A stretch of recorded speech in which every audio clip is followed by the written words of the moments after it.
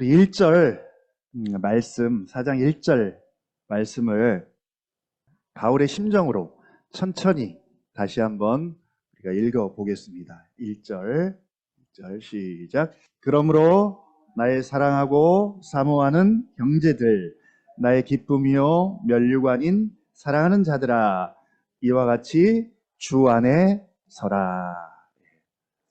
그러므로는 지금까지 했던 모든 말을 종합해서 그러므로이죠.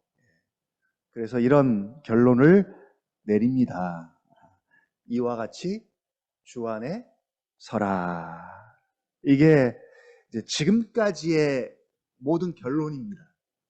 이와 같이 주 안에 서라. 감사하게도 바울이 결론을 내줬지만 사실은 우리가 이렇게 결론을 내릴 수 있어야 합니다. 바울은 자신의 인생사를 간증하면서 예수를 알지 못했을 때는 내가 이렇게 나의 육체적인 것들을 자랑하고 또 그런 것들을 위해서 살았고 또 자신의 인생을 그렇게 그것들 위해 세웠지만 이제 예수 그리스도를 알고 난 후에는 자랑 삼았던 육체적 이력들을 배설물로 여기고 예수 그리스도를 아는 지식을 가장 고상하게 여기는 자신의 달라진 삶의 자세와 태도와 인생관을 지금까지 간증을 했습니다. 그리고 그리스도 예수 안에 서 있는다는 것이 어떤 의미인지 3장 21절까지를 통해서 설명을 했습니다. 그런 다음 이제 4장 1절에서 그러므로입니다. 나의 사랑하고 사모하는 형제들, 나의 기쁨이요 나의 면류관인 사랑하는 자들도 이와 같이 혹은 나와 같이 주 안에 서라. 사실은 바울이 이렇게 결론을 내리거나 권면을 하기 전에 우리가 스스로 끌어내야 하는 결론이어야 하는데 누가 했든 중요한 것은 주 안에 서야 합니다. 주 안에 서 있어야 합니다. 우리 인생이 우리의 삶의 모든 것들이 그것이 뭐든 심지어 나의 생각도 혹은 나의 성공담이나 감정까지도 일상에 일어나는 모든 것까지도 다 주 안에 서 있어야 합니다. 왜 그럴까요? 왜 주 안에 서라고 바울은 그렇게 계속 우리에게 권면합니까? 이곳이 가장 안전하고 여기가 가장 확실하고 여기가 가장 영원하기 때문에 그렇습니다. 그러므로 이제 그리스도 예수 안에 있는 자에게는 결코 정죄함이 없나니 이는 그리스도 예수 안에 있는 생명의 성령의 법이 죄와 사망의 법에서 너를 해방하였습니다. 그래서 가장 안전한 그리스도 예수 안에 있어야 한다. 만약 지금껏 살아보니 이것보다 그리스도 예수 안에 있는 것보다 혹은 주 안에 서는 것보다 더 중요한 게 있더라. 더 안전한 데가 있다. 라고 한다면 여러분 그리로 가십시오. 지금 사람들이 선택하는 방식이 그것입니다. 왜 그곳을 선택했을까요? 왜 그것을 선택했을까요? 거기가 안전하기 때문에, 거기가 안전하다고 믿기 때문에 그렇게 선택하는 것입니다. 그러나 오늘 바울의 결론이기도 하고 성경의 결론입니다. 그러므로 이와 같이 주 안에 서라. 자, 이것이 오늘 가장 중요한 원리이고 원칙이고 기준이고 기본입니다. 이 원칙과 원리와 기준을 가지고 이제 조금 더 구체적이고 실제적인 교회 문제를 언급하고 다루죠. 아마도 교회 생활쯤 되겠습니다. 교회 생활. 우리가 살아가는데 다양한 영역들이 존재합니다. 당장 가정, 그리고 직장, 또 우리에게 중요한 교회, 그리고 사회, 학교, 문화. 그래서 거기다 생활을 붙이면 가정 생활이 되겠고, 직장 생활이 되겠고, 교회 생활이 되겠고, 학교 생활, 혹은 문화 생활, 혹은 종교 생활로 이제 나눌 수 있는데 오늘은 교회 생활에 대한 부분입니다. 근데 되게 구체적이에요. 심지어 실명을 거론합니다. 우리가 실명을 거론하는 것을 되게 원하지 않죠. 예, 원하지 않습니다. 2절 한번 같이 읽어보겠습니다. 2절 시작.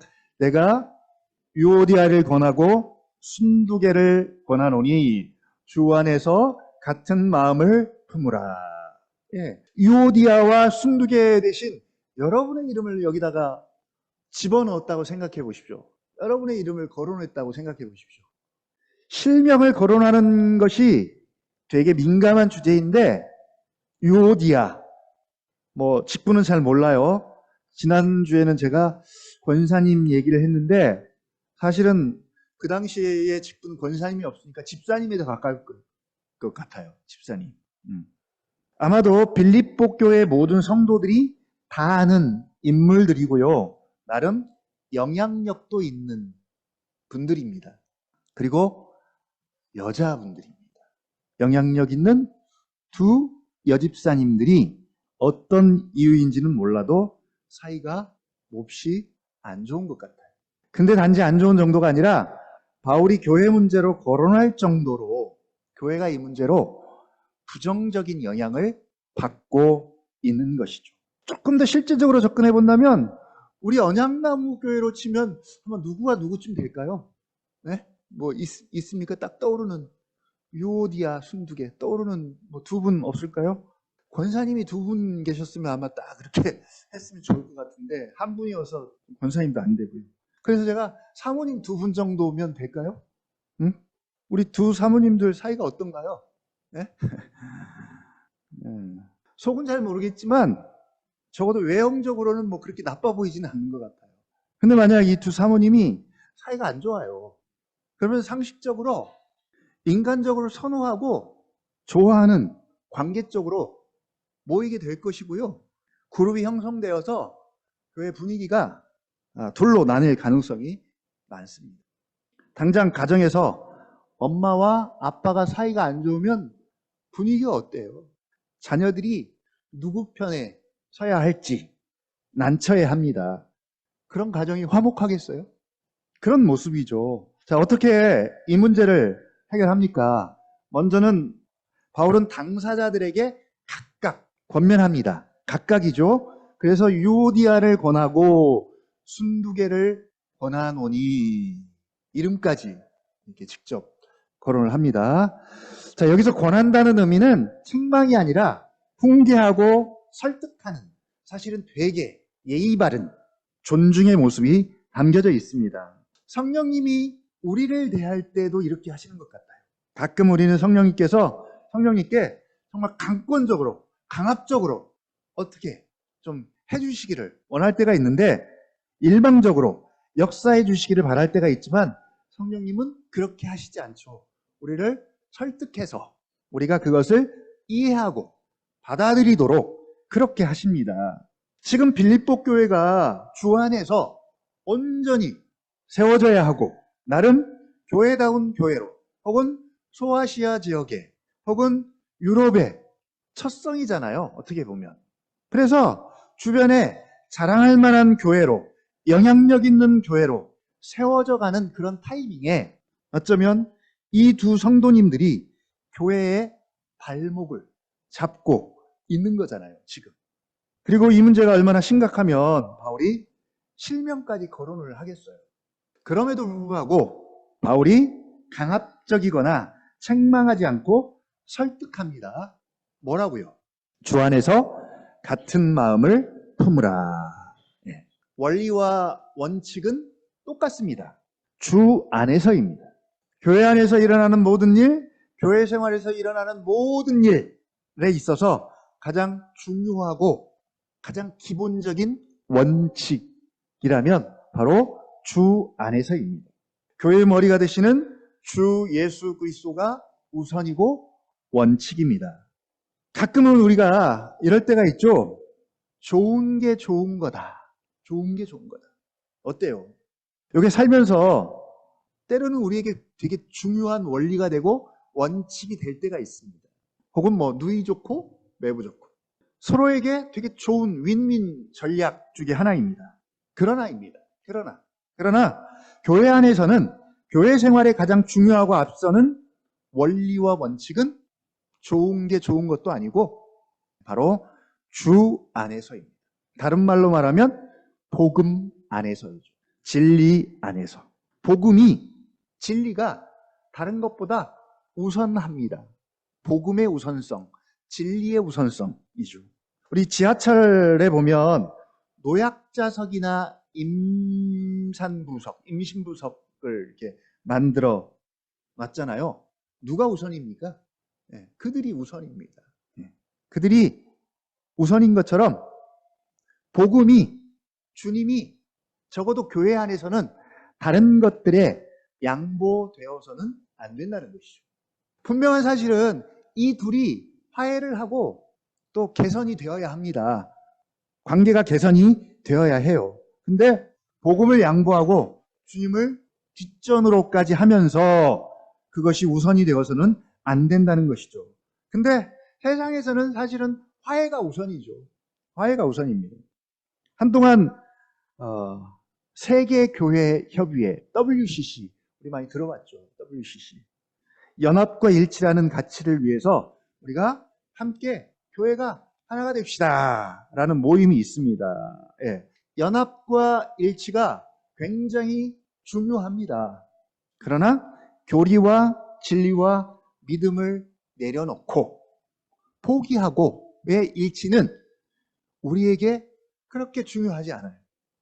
그래서 우리는 WCC를 거부할 수밖에 없습니다. 바울이 지금 그 얘기를 하고 있습니다. 주 안에서 같은 마음을 품어라. 같은 마음을 품기만 하면 되는 것이 아니라 주 안에서입니다. 1절에 주 안에 서라라는 원칙과 원리를 다시 한번 상기시켜주고 이걸 실제로 교회에 적용하고 있는 것이죠. 어차피 우리는 시작부터 다 다르잖아요. 추구하는 방식도 다르고요. 생활 방식도 다르고 먹는 방식도 다르고 성격도 다르고 취미도 다르고 좋아하는 것들도 다 달라요. 이렇게 다른 사람들이 모여서 하나의 팀을 이루고 같은 생각을 가지고 또 같은 마음을 가지고 함께 생활해 나가는 것 쉽지 않은 일입니다. 이 다름을 어떻게 우리가 하나로 묶을 수 있고 또 어떻게 하나가 될 수 있을까요? 그 힘이 뭘까요? 너희 안에 이 마음을 품으라. 곧 그리스도 예수의 마음이니. 바로 우리가 하나 되고 이 다름을 해결할 수 있는 유일한 방법입니다. 혹시 분쟁이 있고 다툼이 있고 불협화음이 난다면 혹은 틈이 벌어져 있다면 같은 마음을 품으십시오. 사랑하십시오. 용서하십시오. 이렇게 끝나면 이게 잘 됩니까? 잘 안 되죠? 안 됩니다. 이미 마음이 상했는데 그 상한 마음을 먼저 치유하지 않으면 안 됩니다. 어디서요? 너희 안에 이 마음을 품으라. 곧 그리스도 예수의 마음이니.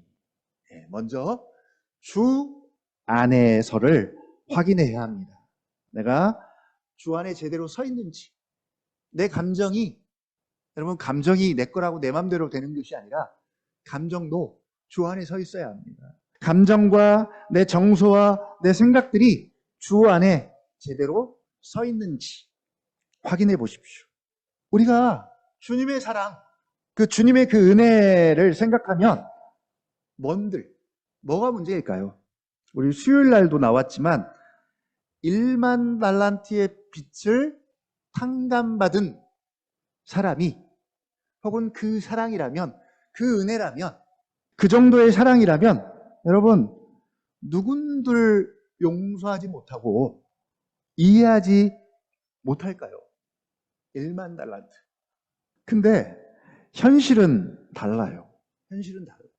저도 눈 감고 기도할 때는요, 주님의 그 뜨거운 사랑으로 세상의 모든 사람들을 다 끌어안고 녹이고 사랑할 수 있을 것 같아요.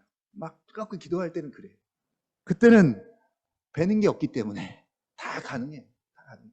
근데 막상 눈을 뜨는 현실에서는 기도 끝나고 집에 가다가 사소한 것 가지고 갑자기 막 마음이 막 상해지고 그러죠. 끙끙거리면서 정말 사소한 것에도 이해가 안 되고 용서가 안 되는 그런 일상의 모습을 살아갑니다. 제가 한때 제 간증입니다. 한때 사랑의 은사를 아주 간절히 구할 때가 있었어요. 철없었을 때. 지금은 안 구해요. 철없었을 때, 멋 모를 때, 그때 그렇게 사랑의 은사를 구했습니다. 그래서 사랑이라면 내가 누구에게도 지지 않을 만큼 그런 사랑을 열렬히 구했던 적이 있습니다. 그때는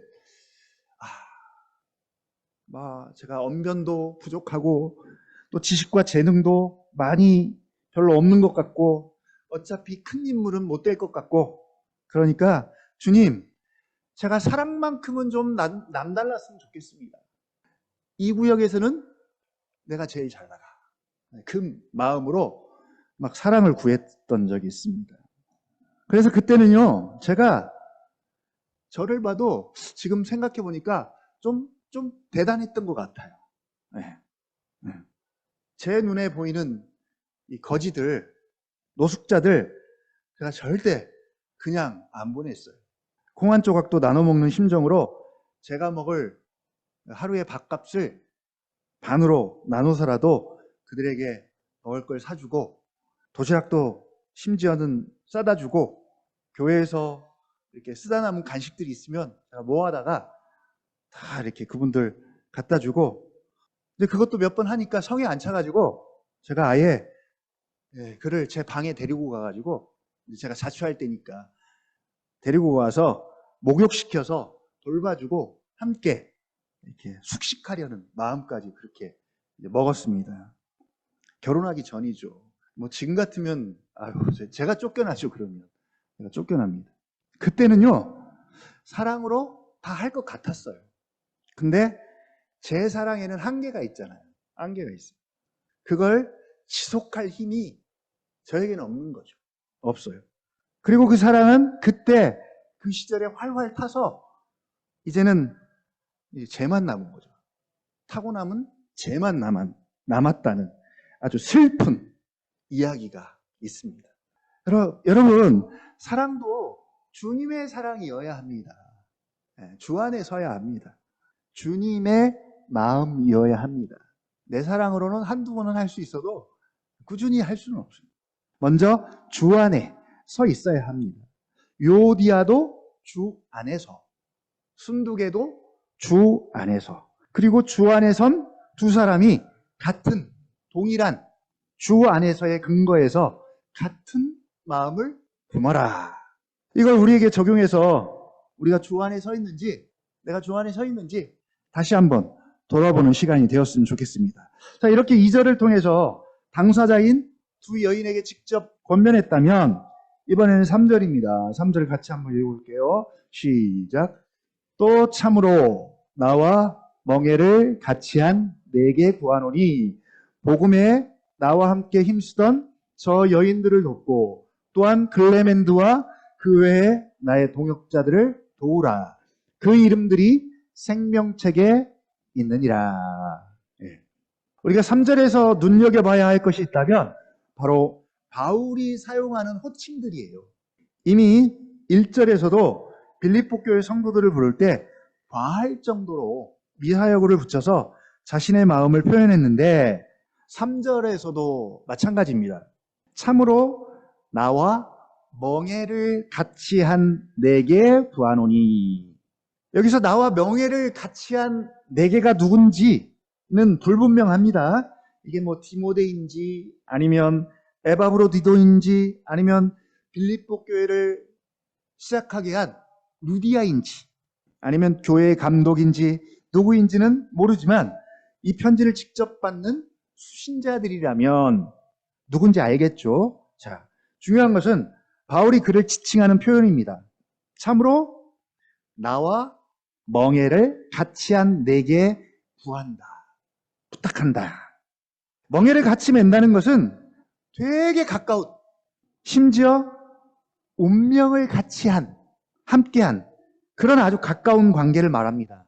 예를 들면 부부관계죠. 부부는 멍에를 같이 한 것. 같이 하는 것입니다. 혹은 가족관계죠. 가족관계. 멍에를 같이 맨 자들입니다. 나온 김에 멍에가 성경에서 굉장히 중요하고 이렇게 자주 언급이 돼요. 당장 예레미야에서도 하나님께서 예레미야에게 멍에를 만들어서 멍에를 메고 시드기야 왕 앞에 서서 그리고 이방에서 온 사신들에게도 멍에를 나눠주라고 그렇게 말씀하십니다. 바로 이 멍에를 통해서 유다가 바벨론의 멍에를 매게 될 것임을 보여주는 것이죠. 바벨론을 포로가 될 것을 비유적으로 보여준 행동입니다. 그래서 백문이 불여일견이라고 멍에를 한번 여러분 보십시오. 좀 띄워주세요. 보이나요? 예. 이제 한 마리여야 되는데 이제 두 마리에다가 보통 이렇게 멍에를 매게 해서 두 마리의 소가 밭을 가는 그런 모습입니다. 이 멍에를 메고 밭을 가는 소를 보면서 이 모습은 농경사회에서 흔하게 볼 수 있는 그런 그림입니다.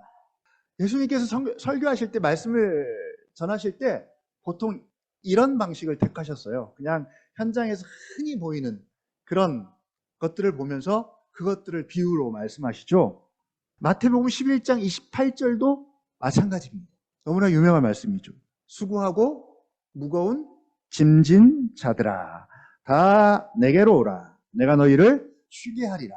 나는 마음이 온유하고 겸손하니 나의 멍에를 메고 내게 배우라.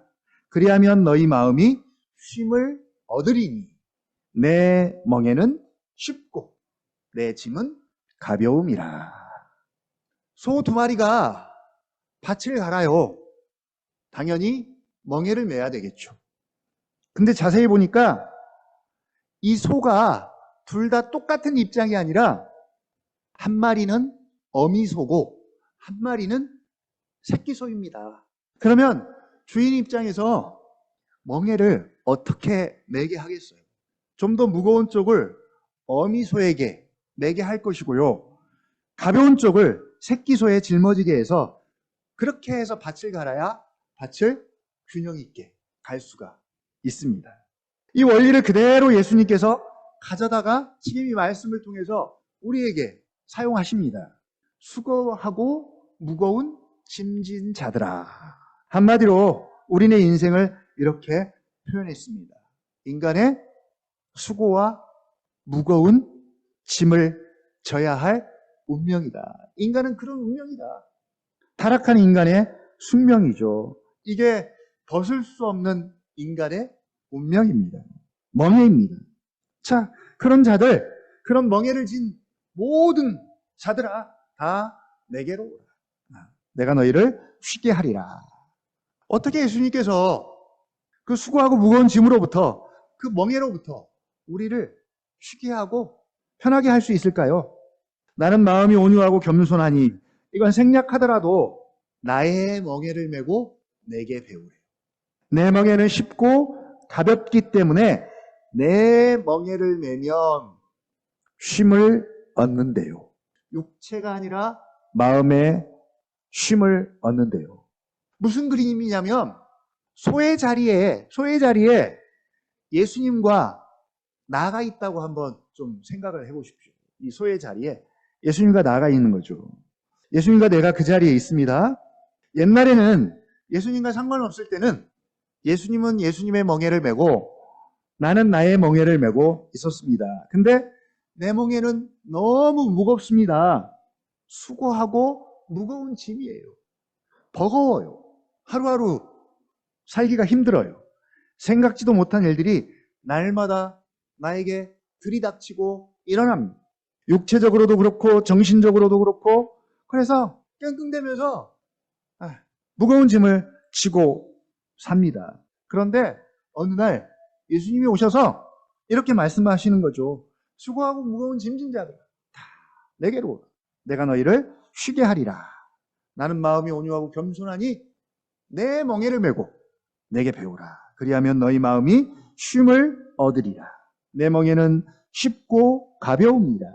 말 그대로 내 멍에는 쉽고 가벼우니 네가 맸던 그 무거운 짐, 그 멍에는 나에게 주. 내가 주는 내 멍에를 메거라. 여러분, 예수님의 초청을 받고 예수 그리스도를 주라고 시인해도, 예수를 믿어도 그리스도인들도 멍에는 맵니다. 죽을 때까지 멍에를 매요. 근데 가끔 교회에서 예수 믿으면 멍에를 안 맨다고 가르치니까 사람들이 교회 안에 들어왔는데도 여전히 내 안에 막 불행한 일들이 닥치고 그러면 실족하게 됩니다. 여러분, 멍에는 맵니다. 그리스도인들도 죽을 때까지 멍에를 매요. 단 차이가 있죠? 차이가 있습니다. 예수 믿기 전에는 수고하고 무거운 짐이 가득한 멍에를 맸어요. 죄의 짐이죠. 스스로 해결할 수 없는 이 죄의 짐과 형벌의 짐을 메고 있었지만 이제 예수 믿은 후에 우리가 매는 멍에는 어떤 멍에입니까? 과거에 맸던 그 수고와 그 무거운 짐이 가득한 멍에는 예수님이 대신 짊어지셨고 십자가 밑에 우리가 다 내려놓고 우리의 짐을 다 풀어놨습니다. 그러면 지금은요, 예수님이 매던 멍에를 우리가 메고 있는 것입니다. 멍에가 바뀌었어요. 내 멍에는 예수님이 메고 예수님의 멍에는 우리가 매는 그런 그림입니다. 근데 예수님의 멍에는 어떻다? 쉽고 가볍다입니다. 여러분, 얼마나 쉬울까요? 예수님의 멍에는 얼마나 가벼운가요? 여러분, 매보셨잖아요. 어떤 멍에를 메고 지금 살고 계십니까? 예수 안에 있는데도 여전히 우리가 전에 옛날에 맸던 멍에를 그대로 메고 계시나요? 그런 일은 없습니다. 예. 깃털같이 가벼운, 공기 중에 떠다니는 먼지 같은 가벼운 멍에입니다. 그림상으로는 똑같은 멍에처럼 보이지만 예수님의 멍에는 쉽고 가볍습니다. 예수님을 믿는다는 것은, 예수님을 주로 고백한다는 것은 바로 이런 것이죠. 예수 믿는 그날 내가 짊어지고 살았던 그 죄의 무거운 멍에는 다 벗어 던져버리고 예수님께서 내 대신 매주시고 나는 예수님의 깃털 같은 가벼운 멍에를 메고 그리고 예수님과 함께입니다. 그리고 예수님과 함께 밭을 가는 소를 한번 연상해 보십시오. 무거운 쪽은 예수님께서, 가벼운 멍에는 우리 쪽에. 그래서 예수님과 함께 어떻게 해요? 주님을 찬송하면서 할렐루야, 할렐루야. 내 앞길 멀고 험해도 나 주님만 따라가리. 이런 찬양을 부를 수 있는 이유입니다. 바로 그리스도인의 삶이요 인생입니다. 바로 멍에가 갖는 의미입니다. 뭐라고 말합니까? 멍에를 같이 한 내게 구하노니 복음에 나와 함께 힘쓰던 저 여인들을 도우라. 누구를 도우라고요? 유오디아와 순두개를 도우라입니다. 근데 이 두 여인에 대한 바울의 소개가 되게 인상 깊어요. 뭐라고 소개합니까? 복음에 나와 함께 힘쓰던 저 여인들이라고 소개합니다. 여러분, 너무 멋지지 않아요? 복음에 나와 함께 힘쓰던 저 여인들이라고 소개를 해요. 교회가 이 두 여인 때문에 힘들어진 상황임에도 불구하고 바울은 여인들에 대해서 복음에 나와 함께 힘썼던 과거를 언급합니다. 현재 상황만 보면 정말 교회적으로 문제거리죠. 그러나 과거의 그들의 모습을 떠올려 봅니다. 복음에 나와 함께 힘썼던 자들입니다. 얼마나 여러분 영광스러운 소개입니까? 한마디로 뭡니까? 복음에 있어서 바울과 한 팀이었습니다. 요즘 축구계가 되게 잡음이 많은데 그 중심에 홍명보 감독이 있잖아요. 축구계가. 그런데 그가 2014년 브라질 월드컵 때 했던 유명한 슬로건이 하나 있어요. 원팀, 원스피릿, 원골. 별로 감동이 안 되시나 봐요. 원팀, 원스피릿, 원골. 설명 안 해도 이게 무슨 의미인지 좀 감이 오시죠? 예. 개인이 아니라 하나의 팀을 강조한 그런 슬로건입니다. 파리올림픽 시작했는데 우리나라 슬로건도 비슷해요. 팀 코리아. 팀 코리아. 원팀이죠. 팀 코리아. 지금 바울이 그 이야기를 합니다. 나와 그들 두 여인은 한 팀이었다. 같은 팀이었다. 이러니까 되게 친근감이 생기죠. 한 팀이었다. 무슨 종목입니까? 무슨 종목에서 한 팀이었을까요? 구기 종목에서 특히 강조하는 것이 원팀, 원스피릿이죠. 바로 복음이라는 종목 안에서 한 팀이었다. 근데 지금은 아닌 것이죠. 무슨 이유에서인지는 몰라도 지금은 한 팀이 아닙니다. 바울의 입장에서 그들을 도우라고 한다면 어떻게 도우라고 할까요?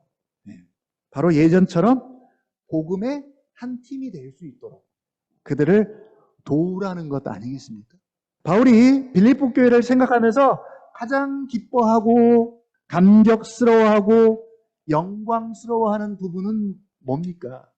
여러분은 언약나무 교회를 생각하면 생각할 때마다 뭐가 그렇게 좋던가요? 뭐가 그렇게 나에게 기쁨을 주고 나에게 매력을 느끼게 하고 가장 자랑하고 싶은 것이 뭘까요?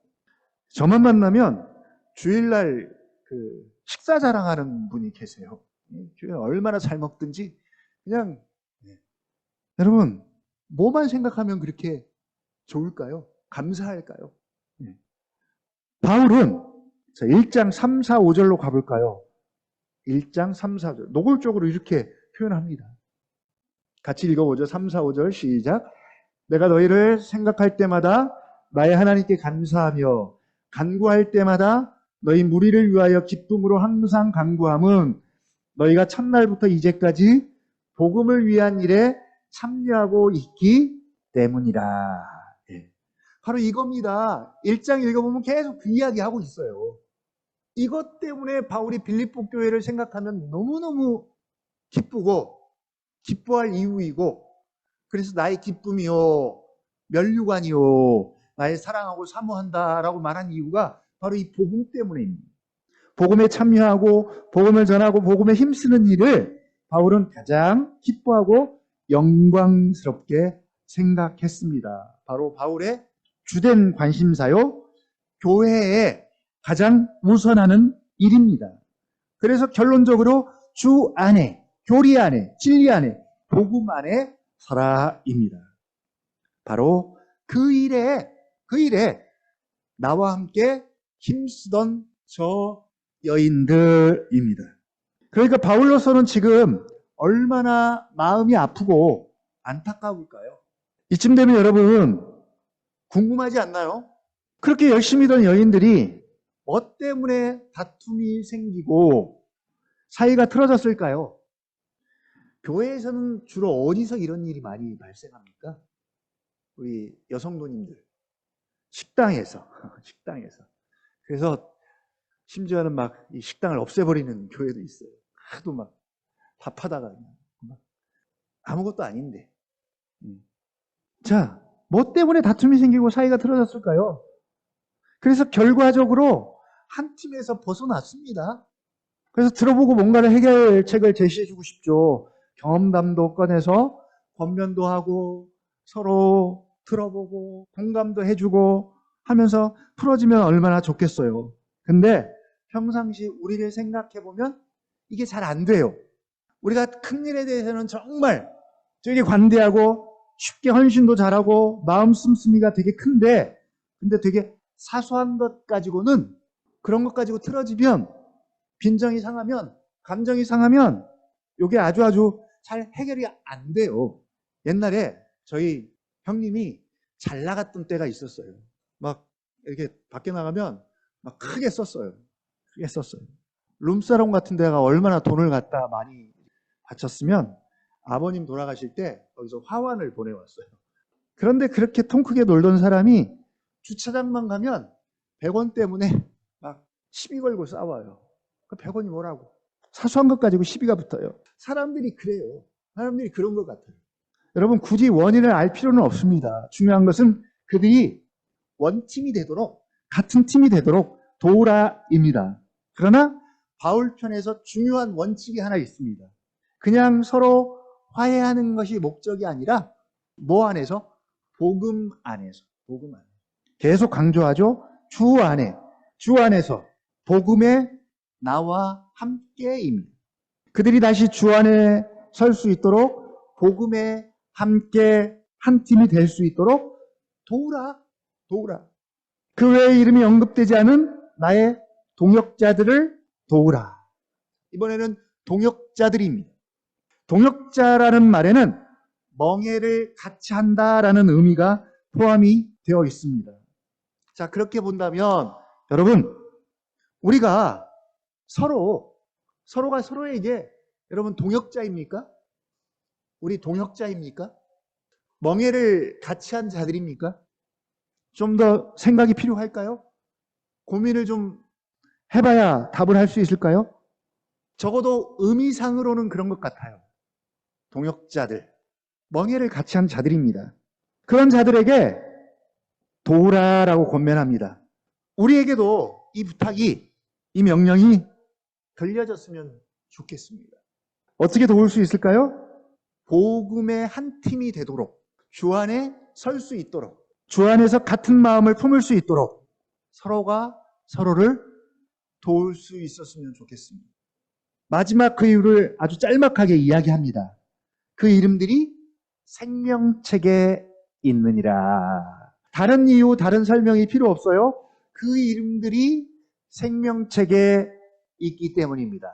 반대로 우리가 누군가의 구원을 위해서 간절하고 절박하게 기도해야 하고 복음을 전해야 할 이유가 있다면 역시 그 이름들이 생명책에 있기 위해서입니다. 내 이름이, 그의 이름들이 생명책에 있고 없고, 이것은 죽는 것보다, 죽고 사는 문제보다 훨씬 더 중요한 문제입니다. 지금 당장 우리에게 시급하고 중요한 일들이 여러분 얼마나 많아요. 당장 내게도 중요한 일들이 얼마나 많습니까? 직장만 보더라도 여러분 얼마나 중요해요.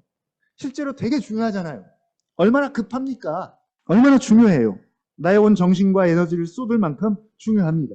나에게 닥친 이 어려움들, 재난들, 난관들 극복하기 어렵습니다. 그러나 생각해보면 가장 중요한 것은 죽음의 문턱에 섰을 때 그때 결정이 되고 드러나는 것 같아요. 뭐 지금은 뭐 이게 중요하네 저게 중요하네 아무리 말을 많이 해도 결국은 죽음의 문턱에 서면 그때 내게 중요한 것이 무엇인지 그때 결정이 나겠죠. 그때 가면 어차피 우리가 붙들고 있는 거 다 내려놔야 됩니다. 심지어 자식들조차도 다 내려놔야 됩니다. 그러면 그때 내게 뭐가 중요한지 깨달아지겠죠. 그러나 그때는 너무 늦습니다. 너무 늦어요. 뭐가 중요합니까? 바로 우리의 이름이 생명책에 기록되어 있는 것입니다. 이것이 바로 구원이고 영원한 천국이고 영원한 생명입니다. 어떻게 우리의 이름이 생명책에 기록이 될 수 있을까요? 사도행전 16장 31절 주 예수를 믿으라 그리하면 너와 내 집이 구원을 받으리라. 사도행전 4장 12절에도 이렇게 말씀합니다. 다른 이로서는 구원을 받을 수 없나니 천하 사람 중에 구원을 받을 만한 다른 이름을 우리에게 주신 일이 없습니다. 요한복음 1장 12절 영접하는 자 곧 그 이름을 믿는 자들에게는 하나님의 자녀가 되는 권세를 주셨으니 바로 이 말씀 믿고 예수를 주라고 그리스도라고 나의 구주라고 영접하고 믿으면 하나님의 자녀가 되고 구원을 받습니다. 그러면 우리의 이름이 생명책에 기록이 됩니다. 이제 다시 처음으로 돌아갑니다. 나의 인생, 나의 삶은, 나의 시간은 여러분 주 안에 서 있나요? 지금 내가 서 있는 곳은, 내가 서 있는 인생은 여러분 안전합니까? 든든하세요? 그동안 내가 살아온 대로 내가 믿었던 대로 쭉 가면 안전할까요? 무너지지 않을까요? 후회하거나 흔들리거나 절망하지 않을까요? 다시 한번 이와 같이 주 안에 온전히 서 있는 우리가 되기를 주님의 이름으로 부탁을 드립니다. 교회 생활에 가장 중요한 원칙과 원리가 있습니다. 역시 마찬가지입니다. 주 안에서입니다. 복음 안에 있습니다. 그것이 그 어떤 것보다 우선되어야 함을 기억하시고 뭘 하든지 혹은 무슨 다툼이나 의견이 있든지 어떤 결정을 하든지 이것이 우리의 가장 우선순위가 되기를 바라고요. 마지막으로 우리는 멍에를 같이 한 자들입니다. 동역자들입니다. 쉽게 함부로 쓸 수 있는 말들은 아닙니다. 우리가 이 단어를 쓸 때마다 사실은 많이 생각해야 하고 고민해 봐야 합니다. 바라기는 복음 안에서 한 팀으로 일할 수 있는 성도 되도록 서로를 돕는 섬김의 사역들이 우리 안에서 왕성하게 일어날 수 있기를 주님의 이름으로 다시 한번 부탁을 드립니다.